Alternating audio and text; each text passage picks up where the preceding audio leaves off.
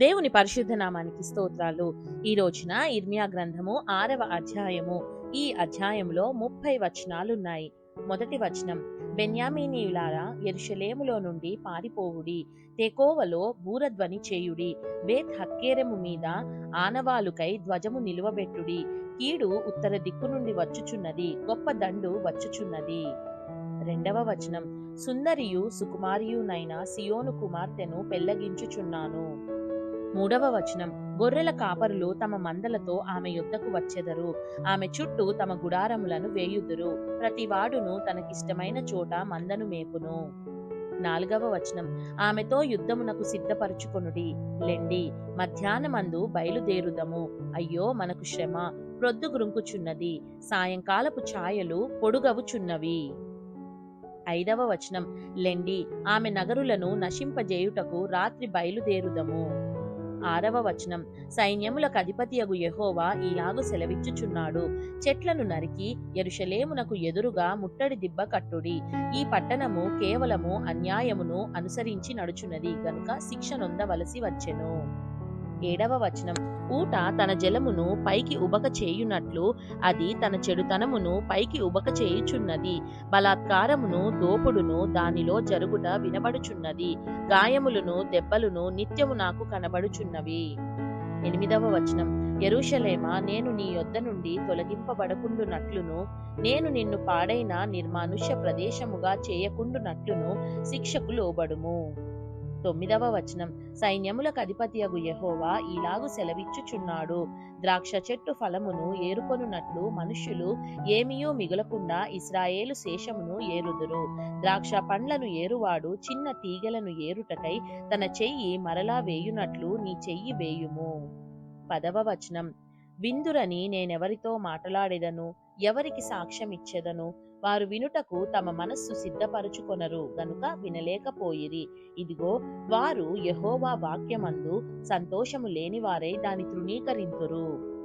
11వ వచనం, కావున నేను యెహోవా క్రోధముతో నిండియున్నాను, దానిని అణచుకొని నేను విసికియున్నాను, ఒకడు తప్పకుండా వీధిలోనున్న పసిపిల్లల మీదను యవ్వనుల గుంపు మీదను దాని కుమ్మరింపవలసి వచ్చెను, భార్యాభర్తలను వయస్సు మీరిన వారును వృద్ధులను పట్టుకొనబడెదరు.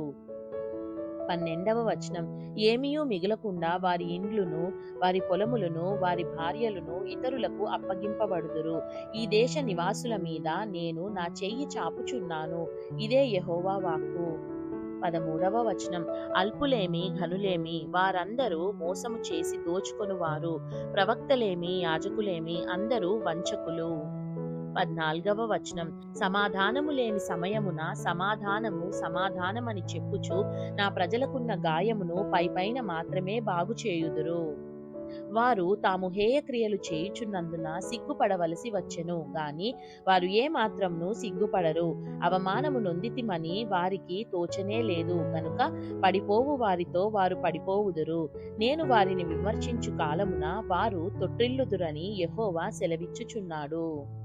16వ వచనం, యెహోవా ఈలాగు సెలవిచ్చుచున్నాడు, మార్గములలో నిలిచి చూడుడి, పురాతన మార్గములను గూర్చి విచారించుడి, మేలు కలుగు మార్గమేది అని అడిగి అందులో నడుచుకొనుడి, అప్పుడు మీకు నెమ్మది కలుగును, అయితే వారు మేము అందులో నడుచుకొనమని చెప్పుచున్నారు. 17వ వచనం, మిమ్మును కాపు కాయుటకు నేను కావలి వారిని ఉంచియున్నాను, ఆలకించుడి, వారు చేయు బూరధ్వని వినబడుచున్నది.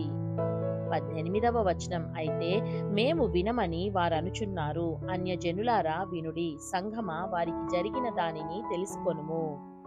19వ వచనం, భూలోకమా వినుము, ఈ జనులు నా మాటలు వినకున్నారు, నా ధర్మశాస్త్రమును విసర్జించుచున్నారు గనుక తమ ఆలోచనలకు ఫలితమైన కీడు నేను వారి మీదికి రప్పించుచున్నాను.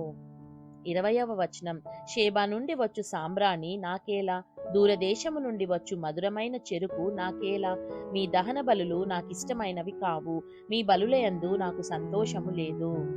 21వ వచనం, కావున యెహోవా ఈలాగు సెలవిచ్చుచున్నాడు, ఈ జనులు మార్గమున నేను అడ్డురాళ్లు వేయుదును, తండ్రులేమి కుమారులేమి అందరును అవి తగిలి కూలుదురు, ఇరుగు పొరుగు వారును నశించెదరు. 22వ వచనం, యెహోవా ఇలాగు సెలవిచ్చుచున్నాడు, ఉత్తర దేశము నుండి ఒక జనము వచ్చుచున్నది, బూదిగంతములలో నుండి మహాజనము లేచి వచ్చుచున్నది. 23వ వచనం.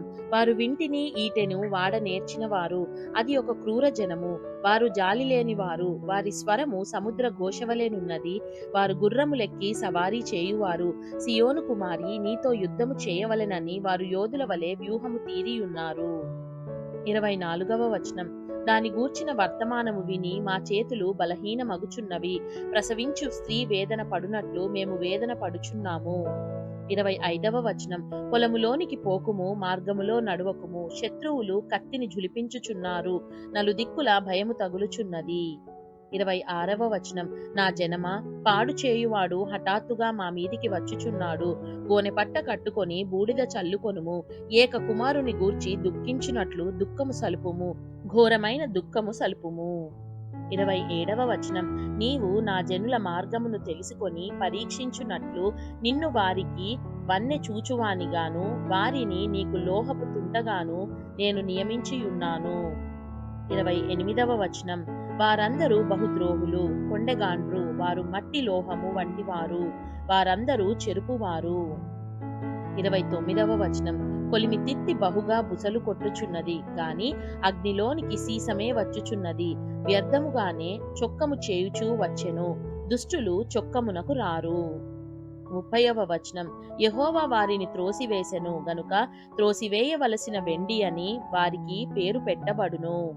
దేవుడు చదవబడిన పరిశుద్ధ వాక్యాన్ని మనందరి వినికిడిలో దీవించి మనల్ని ఆశీర్వదించును గాక. ఆమేన్.